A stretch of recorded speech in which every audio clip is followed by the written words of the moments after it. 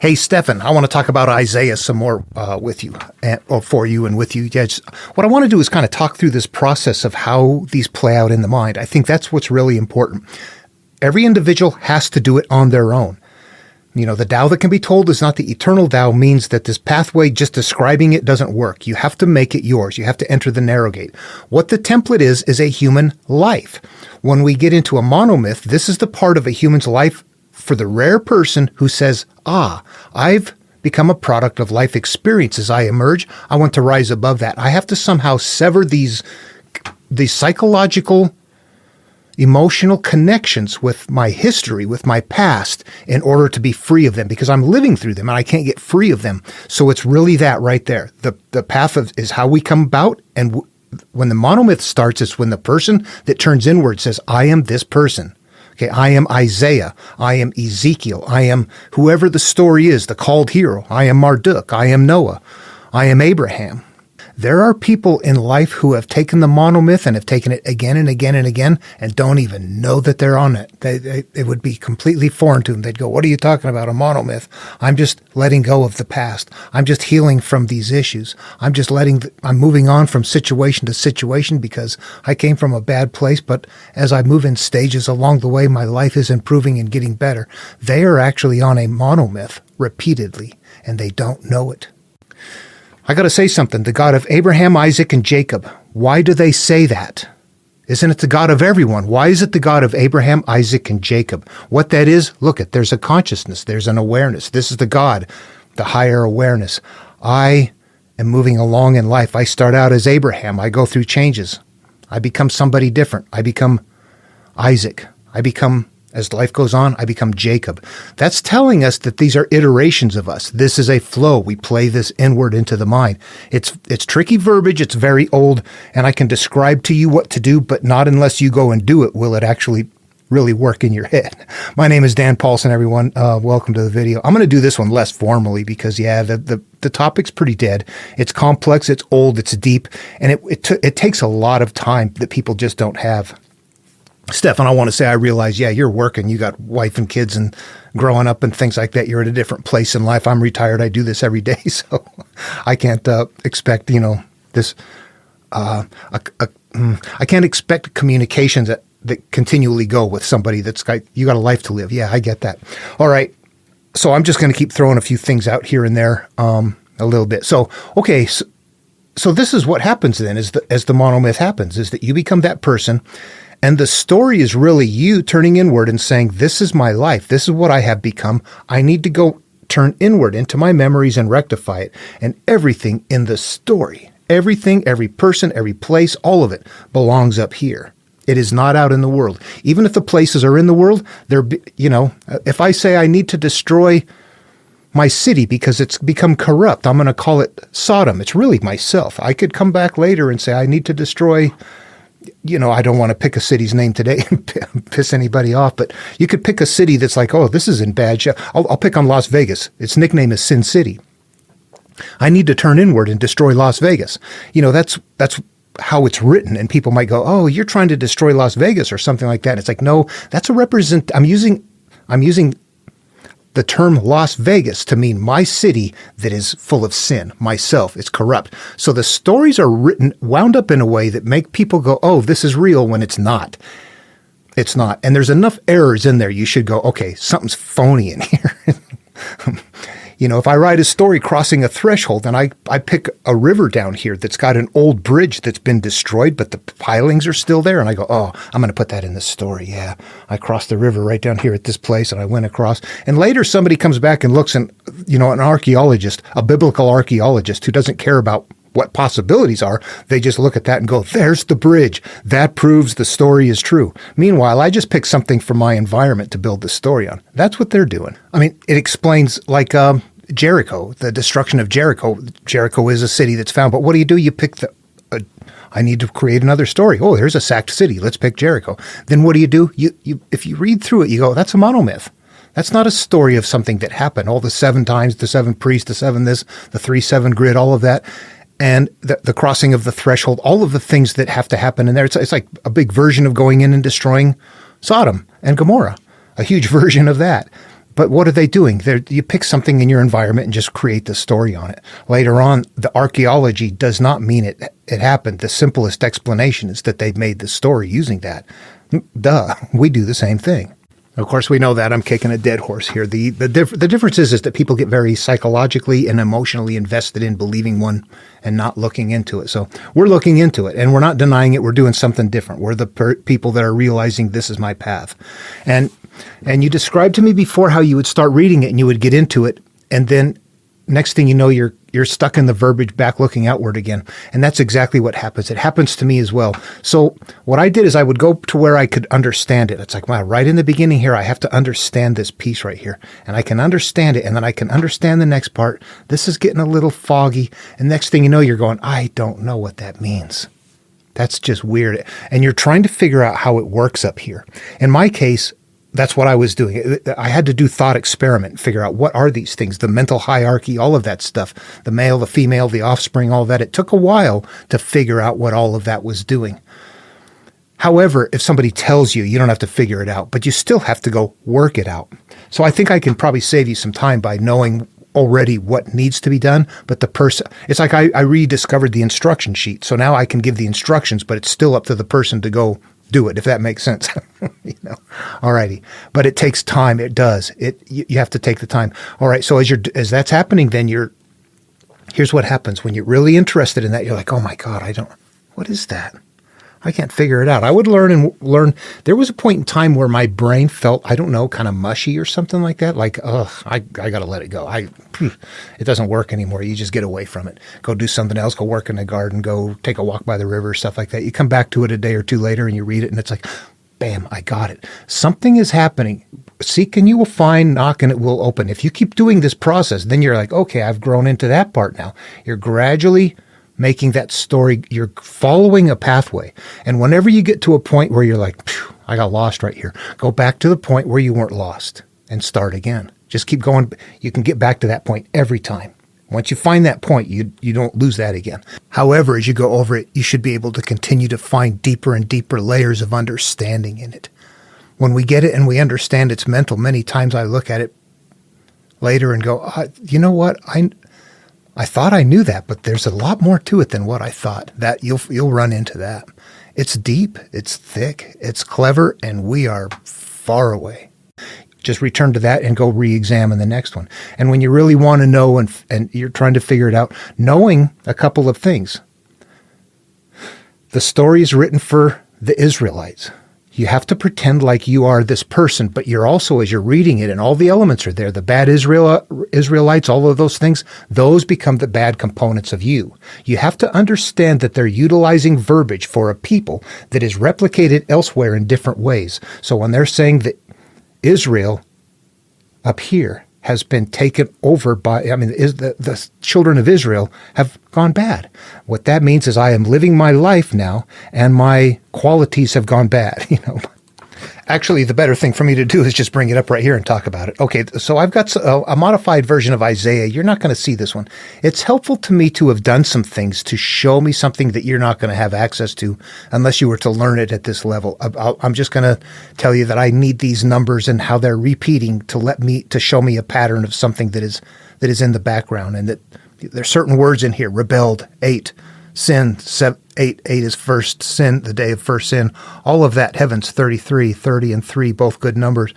We're going to see this continual utilizing of number patterns that are I'll just say they're helpful to me. I've done videos on those, but that's not what this is. You don't have this at home. If you're reading from the Bible, yours is going to look more like this. Let me actually switch over.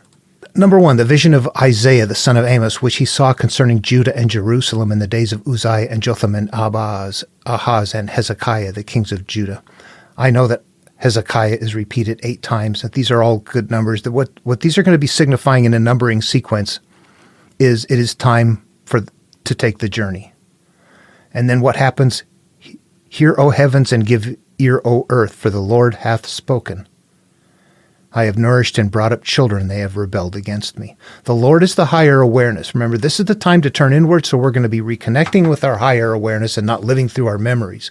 These children that have rebelled against me are going to be the unresolved memories and emotions is what those are. Hear, O heavens, and give ear, O earth, for the Lord hath spoken. So this is like waking up the consciousness. The heavens is your thinking. Earth is your physical.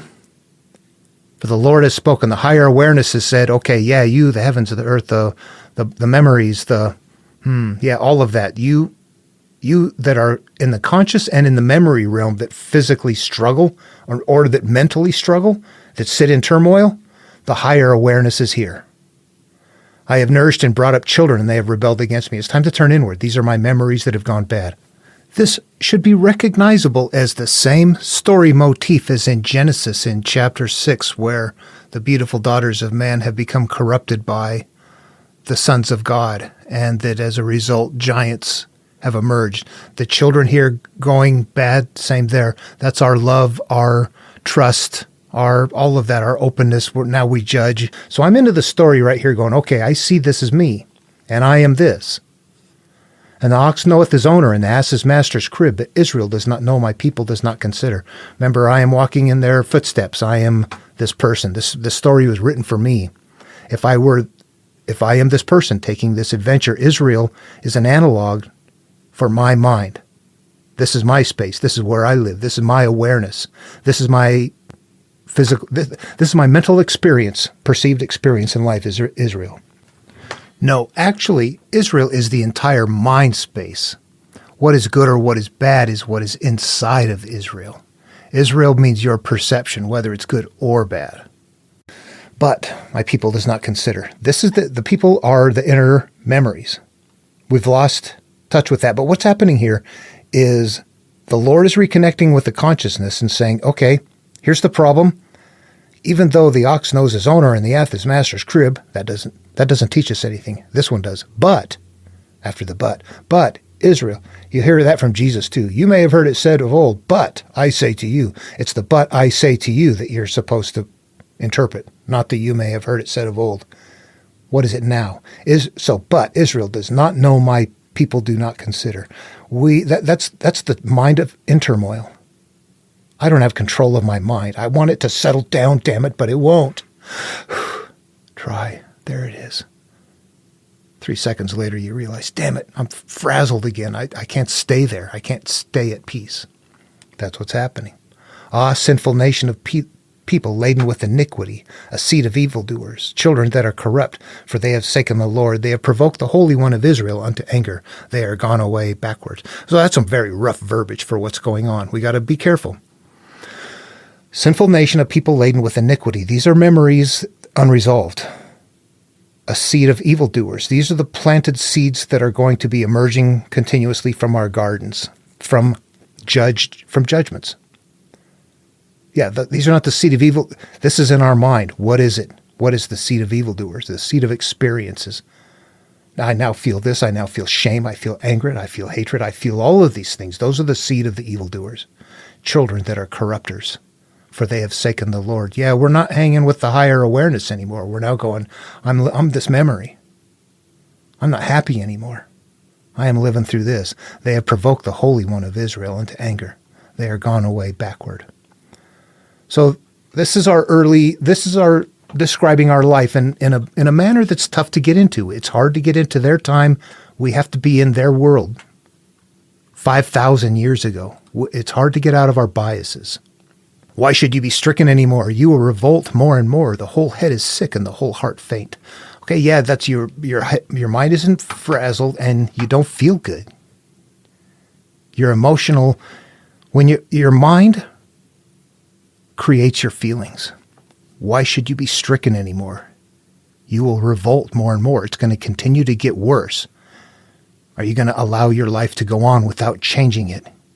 Your head is full of frazzled thoughts, and it makes you feel like shit.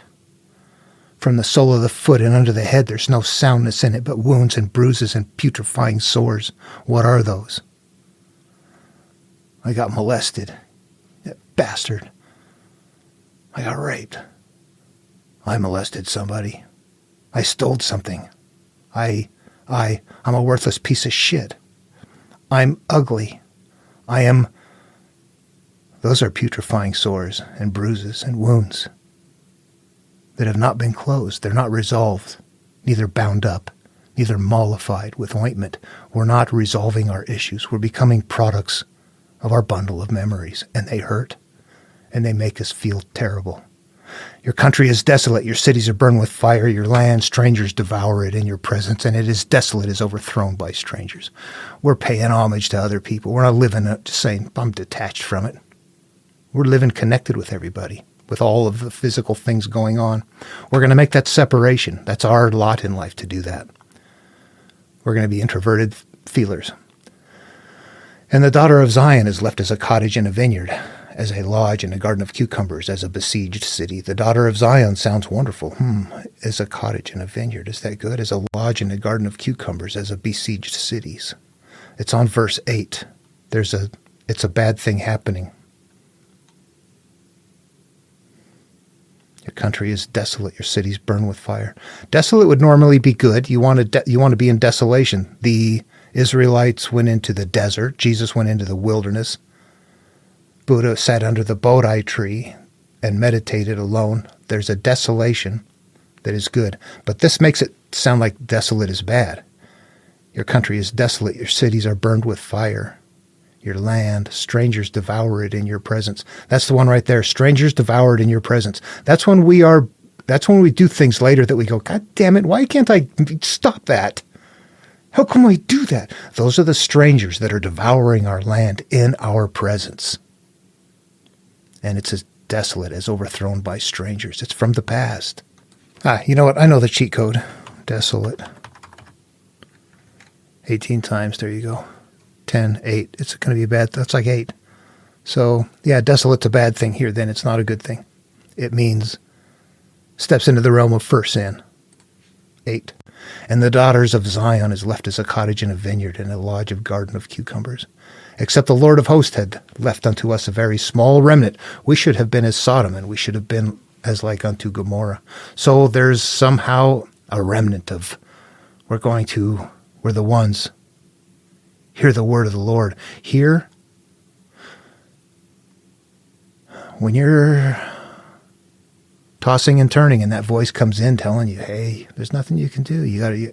There's one that's always talking to you that we don't realize. That's the higher awareness and the Lord coming in unsolicited. It's a part of it's a part of us, but it's a connection to who it's us outside of our memories. When we're feeling bad, we're living through the memories and the judgments and the things that worry us that are not happening. All right. Hear the word of the Lord. It's time to hear the word of the Lord, you rulers of Sodom. These and ye people of Gomorrah, give ear to the law of God, the people of Gomorrah. This is telling your inner self your habits, whatever they are, or whatever you're hanging on to. All right, that's it. I'm done with you. You've had it. This belief, that belief, this thing that I do, that habit that I have, whatever it is, it's time to quit. It's time to knock that off. It's time to let the higher awareness take over and stop living through those physical experiences that are just keeping us down. To what purpose is the multitude of your sacrifices unto me, said the Lord? I am full of the burnt offerings of rams and the fat of fed beasts, and I delight not in the blood of bullocks, or of lambs, or of he-goats. Boy, that's thick. I'd have to go pull up my numbering system there, and that's on 11. So it sounds like it's a bad thing. To what purpose is the multitude of your sacrifice? Okay, why are you calling out to me?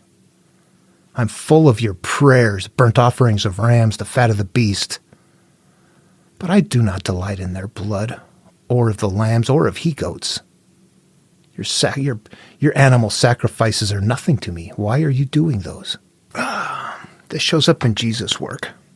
If you go to the altar to leave your gift, and when you're there, you remember you have aught against your brother, go resolve the aught against your brother first, and your Father who sees in secret will reward you in secret after returning and giving your gift, or paraphrased words to that effect. Right here, what are you doing? You're giving gifts at the altar. Why are you giving gifts at the altar? While you're giving gifts at the altar, you remember you have aught against your brother. Right here, it's telling you it's going to thickly follow that same path. It's going to let you know that all those gifts and all that stuff you're giving me at the altar looking for a better life are not effective. You got to go take care of the aught against your brother. Then It'll be okay. And then it's going to come from a realm where both good and bad come from. You're going to get it automatically. When you come to appear before me, who has required this at your hand to tread my courts? Bring no more vain oblations, vain repetitions. Incense is an abomination to me. The new moons and Sabbaths, the calling of assemblies, I cannot away with it. It is iniquity, even the solemn meeting. Boy, the solemn meeting sounds like a good thing. I'm not sure. Bring no more vain oblations, okay? Stop worrying about shit that just doesn't matter. Incense is an abomination to me. Stop trying to make me feel better. The new moons, the new cycles, the new experiences, and Sabbaths. I'm not sure. The new Sabbaths, you're supposed to have one Sabbath, one time to study, one way, one belief. Oh, there's one path to inner self. Sabbath actually in Abrahamic material from Genesis is on day 7, isn't it? You're supposed to set aside day 7. 7 is pure. You're supposed to set aside purity. So it's not really a 7-day when they say that. However, culturally, they're still going to shut everything down. Everybody, it's day 7. Don't work. Don't do anything. Your job is to come and listen to the Pharisees and scribes. We need to teach you the law of God, the law of the land, which is what it became. New moons and new ways of living religiously.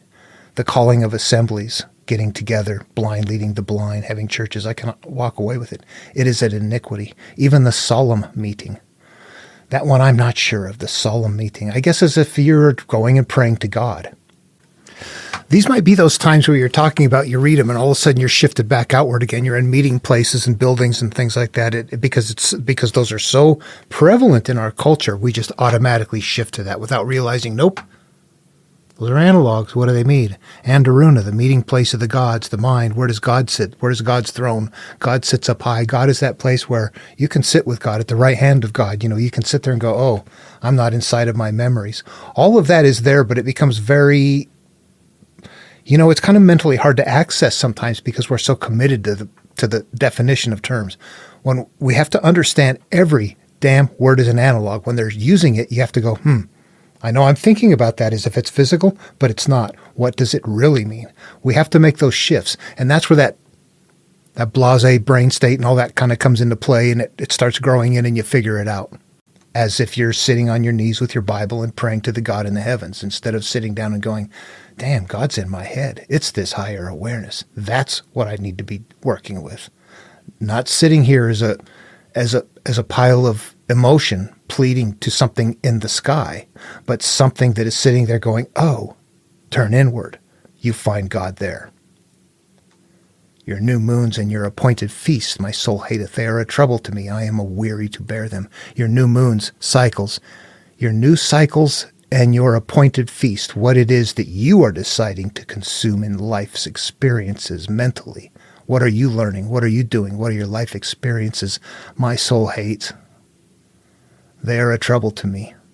I am weary to bear them. So this is like telling us it's time. The stuff that we have inside of us is difficult, these cycles of things, and the new stuff that comes up is hard to take. But when you spread forth your hands, I'll hide my eyes from you. When you make many prayers, I will not bear. Your hands are full of blood. So this is telling us to look at, when you spread forth your hands, I will hide my eyes from you. You look outward to me, you're not going to find me. I'm not there. Wash you, make you clean. You, wash you, make you clean. Put away the evil of your doings from before my eyes. Cease to do evil. So stop, get away from whatever you're involved in. Cease to do evil might be something like, another way to say that might be like you can't dry off when you're standing in the rain. Cease to do evil. You could be, if you're involved in a situation that is hurtful to you, you're doing evil. Even if you're like feeling like you're stuck there, it's time to get away. It's time to leave things and go. So, make sure to be pretty encompassing with this, that you have to leave situations behind in order to heal from the hurt of those situations. And you know what? I understand, and I've struggled with this interpretation for a long time. We're stuck on that term evil, where you really distance yourself from it going, I'm not evil. I'm not. It's just bad stuff. You have to say, that too is an analog. It means what is hurtful to you, What is evil to your existence? What is evil inside of you that hurts you? That's what makes it evil. It might be something that happened that you are a victim. You didn't cause it. It didn't happen. I mean, it wasn't your fault at all, but it hurts you today. You're harboring it. You have to call that evil, even though you didn't do it. That's why it becomes so difficult to access. People go, that's not my damn fault. I'm not going to let that go. Well, then you're stuck living it. You have to learn to understand that it's what you're hanging on to that is derogatory, that is what is evil. It's not a conscious act of you being evil or not. It's what we're hanging on to at a deep memory level. It's the seed in the garden. Evil is a thistle seed. It's kind of like this. This is a very difficult teaching that's meaningful, but we have to understand it. For all have sinned and fall short of the glory of God. And you're like, come on. I mean, you're just born, so you're a sinner. I mean, that makes no kind of sense. When we don't interpret it, it gets that way. The people that don't interpret it just go, oh, I'm a sinner because I'm born, so I'm going to go do this over here so that everything is going to be okay. It's made for them. That's what the shell is for. People that don't believe it, it's not for them to carry. All right, but you would look at that and go, there's actually something in there. Those are analogous terms. For all have sinned and fall short of the glory of God. Here's the higher awareness that we come from, that we emerge from. And at first we live through this, but we don't continue to live through that until we go back and start resolving our memories. So, for all have sinned and fall short of the glory of God could be interpreted as for all have lived and judged life experiences to the degree that they're no longer living through their higher awareness. That's what it really means. Learn to do well, seek judgment. Okay, here we go. This is going to tell us what to do. And it's on 17. It's a healing step. 17 was gathered in Genesis as the day the ark rested. Learn to do well, seek judgment. Learn to do well. This is improve the way you're living your life. Seek judgment. You're seeking judgment of the things that you have judged. Seek judgment. Judge not lest you be judged. Well, we have judged. Relieve the oppressed. What is the oppressed? The oppressed within us. What is it that we have? We're oppressing things by having things judged. In fact, that seek judgment and relieve the oppressed sounds a lot to me like Jesus saying, the judgment with which you judge others will be judged likewise unto you. You're going to get the judgment. Relieve the oppressed. The meek will inherit the earth. It all has that same shade to it. That it's all an inner working, though. It's an inner peace. That's the only way it starts making sense consistently. Judge the fatherless. Fatherless are the things that we are harboring inside of us that, They're things that we didn't give birth to. They're hatred. They're judgments. They're, oh yeah, up yours, back, buddy. I hate them. All that, get rid of all these things. Plead for the widow. Plead for the widow. The widow is plead for the widow. The widow would be the inner self being pure, like pure in spirit. Blessed are the pure in spirit. Plead for the widow. Do well. Seek judgment. Relieve the oppressed. Judge the fatherless. So we need to resolve the issues, to seek judgment against them. You got something unresolved, you have to go resolve it. You can't hold it. Come now, let us reason together, saith the Lord. Through the sins be as scarlet, they shall be as white as snow. Even though they be red like crimson, they shall be as wool. So as a healing step, we're going to clean all that up.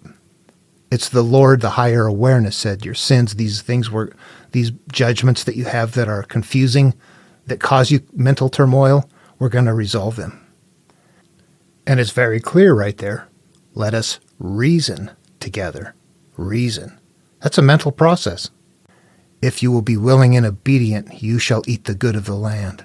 But if you refuse and rebel, you shall be devoured with the sword, for the mouth of the Lord has spoken it. So you're going to live. That's like I will bless those who bless you and curse those who curse you, or Lao Tzu would say, yet mystery and manifestations come from the same source. If you be willing and obedient, you shall eat the good of the land. But if you refuse and rebel, you shall be devoured with the sword, for the mouth of the Lord hath spoken it. So whether you are good, if you're good things will happen. But if you don't do things good, bad stuff is going to happen. Yeah, there you go. And that was a bad way of saying it, the good and the bad. What it really means is judge. If you judge life experiences, not understanding that they're cause and effect. See, what's important to know is that everything that we see happening is the final manifestation of something. So when you judge it, you're just wiring and hooking right onto something that's something in motion. You have to step back and realize that what you're observing is a product of cause and effect. Once you learn that. You stop judging it and being a part of it. You step back and go, well, this is just this track of belief system rolling along over here that I don't need to be a part of. It's more than that, though. It's still hard to explain it. I mean, you could have something happen that you go, that was an accident. That was a random event, or there's somehow this person at that moment just decided to be an aggressive, hateful person and do this to me. When in all reality, there's a series of things in the background that are leading up to these moments finally getting there. And if we were somehow aware of them, or if we could we're on a path, we're on a course. And if we know that, we can interrupt what's up here to prevent us from being on that course. But once something like that happens, when we continue to hang on to the energy of it, it continues to keep us on the same kind of a course. It doesn't mean that it continues to happen in physical life. What it means is that up here, it continues to happen. You can never escape it in your mind. It never leaves your imagination. It becomes part of your makeup. Pretty soon you see it where it's not. That's ultimately what we're trying to detach from here. And all of these things, the sins, the judgments, all of that kind of stuff, is that right there. What have you judged in life that keeps you a part of a system of cause and effect that you cannot escape? And at some point it gets so big and so thick and so raucous, life gets confusing. That's what it's describing in this entire beginning right here. All of those things going on in the mind and how it came about. But as far as I'm concerned, it's also telling me in cryptic verbiage that this is a mental process. Stop praying outward to me and turn inward, and we're going to reason this through. I'm not out here. You don't find me by burning animals at the altar. This is very old. Today we would say, you go to church and you pray and you pray and you pray for me. That's not how you find me. You find me in your mind. Okay. When things are left unresolved, you're going to flow that way. How has the faithful city become a harlot? It was full of judgment, righteousness lodged in it, but now murderers. So this is how we came about. The silver has become dross, the wine mixed with water. So wine, yeah, there's a dilution going on. The silver, you're not pure anymore. Okay, I'm going to stop right there because this will just go on. And I mean, I could do it forever. Isaiah's a huge one. But you have to go through them like that. And I probably went through some that you might go, damn, I didn't think of that. But there will be times where I go through these and I'm reading things going, what the heck? That's some verbiage I have not heard before. But I'll step back and I realize, okay, whatever they're doing there is going to be replicated in verbiage elsewhere that is analogously different verbiage, but is going to mean the same thing. So I know by now I can find parallels to things that help me find it faster by just repetitively going through it. But that's kind of the process. And then you get to a point where you go, I don't know what that means. You got to step back and keep doing it and doing it. And if you see where I'm at with it, where it's really this mental thing that even though it was done way back then, if you get rid of the carrier shell, it's a psychological process that never changes, and it never has changed. It always remains the same. And it remains the same no matter who you are on this planet or where you're from. So every myth and religion is framed on this same template right here that is so complex people can't see it. So if you're seeing it and doing that right there, you're the person that's finding the way to read the material and navigate it. Anyway, that's it. Okay, that's it for this. I hope it was helpful in any way. Questions, comments? The whole idea that I think Isaiah is the one where isn't that where people say that proves that predicts the return of Jesus somewhere. I might be mistaken. I think that's where it is. What I want to say is this, that it doesn't predict the return of Jesus Christ of Nazareth. What it does is it tells us that there's always somebody cycling through here, that many are called, few are chosen. There are people that are selected that come through here. So it's showing that there's a calling, that there's a rare calling when that happens like that. Jesus isn't the only monomyth character that continued to show up. And Jesus is exactly that. I think I've mentioned this before. If you look at Jesus, there's no childhood. He's make mention of him, and then he appears when it's time to go on his mission.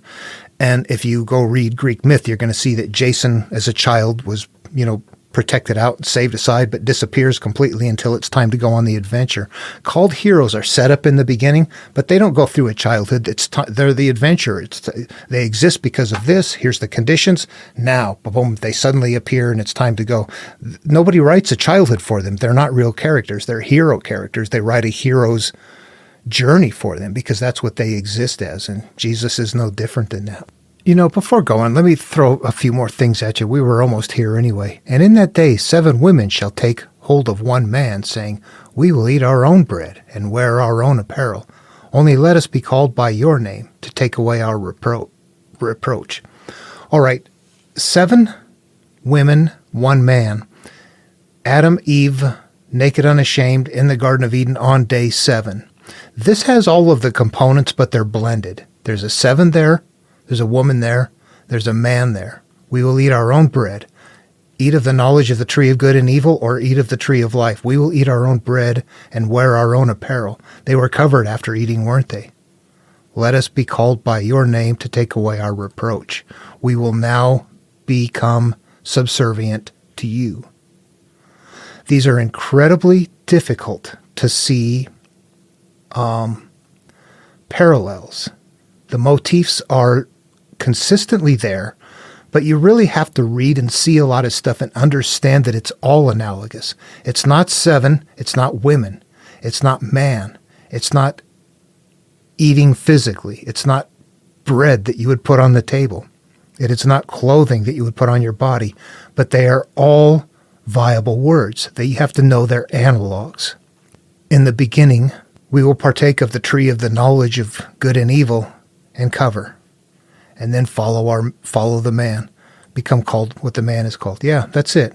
Anyways, Stephan, you see what I'm doing, you see how it goes, and you see that you have to look at that and just make it, you have to keep looking at it and putting it in your head. You have to do thought experiments on your own and go, okay, I see what he just read, but I can look at it and it doesn't quite work. You have to make it work in your own head. That's why the Tao that can be told is not the eternal Tao.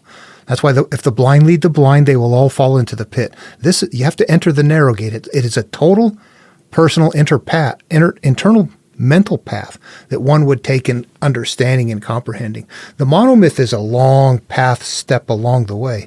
You can get the spiritual teaching for purity without the monomyth at all. You can just read the Tao Te Ching, the Dhammapada from the Buddha, or I've got videos on the interpretation, the plain language interpretation of the Sermon on the Plain and the Sermon on the Mount and the Gospel of Thomas, actually, all of Jesus' stuff.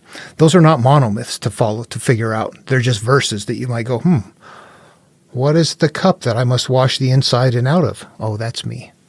What is the wineskin that I can't put new wine into, but have to have a new wineskin in order to put new wine in? Oh, that's me. And wine is life. I can't put new life into my old self. I have to stop and heal first. Otherwise, I'm just going to run cyclically along. What is the jacket that I can't put a patch on? Otherwise, it'll get worse. That's me. I can't just cover up something that's a sore. It's going to get worse. You have to resolve it. In all cases, you start putting yourself into the verses that way in order to understand them. Those are the simple ones because they're just a component part that you look at and go, okay, I'm the vessel, the inside and the outside. What am I hiding versus what do I show people? You can only do that for yourself. You see that. Nobody can take that trip for you. That's why the Tao that can be told is not the eternal Tao. It is a total personal trip. If you don't take it, you don't see it, you don't know it, it isn't even there to most people. It's just stories or myths or salvation or whatever. Anyway, okay, Stephan, love you, brother. Hope your wife and kids are doing well, and your mother-in-law, everybody, doing well over there. Take care. See you in the next video.